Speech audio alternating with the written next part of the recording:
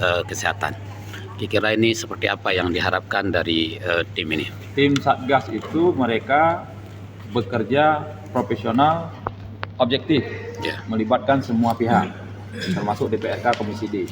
Nanti mereka melihat, menyerap aspirasi, mempelajari semua permasalahan dari A sampai Z di rumah sakit umum, rumah sakit swasta, dan puskesmas.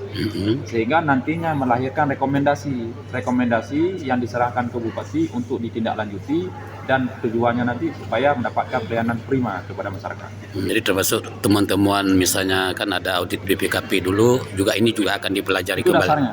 Itu dasarnya. Dasar bergerak tim itu audit BPKP, BPK, semuanya, termasuk hasil audit inspektorat. Nah, semuanya dipelajari. Nanti ada yang diganti, ada yang diberi penghargaan reward. Semua kita jalankan. Di audit tertentu BPKP itu tahun 2023 Pak Bupati, selesai layanan yang diberikan apa Bupati? Permasalahan yang sangat serius dan itu menjadi akar masalah. Sekarang perbub yang sedang diajukan itu belum saya tidak mau take, saya serahkan ke tim Satgas untuk dipelajari. Baik.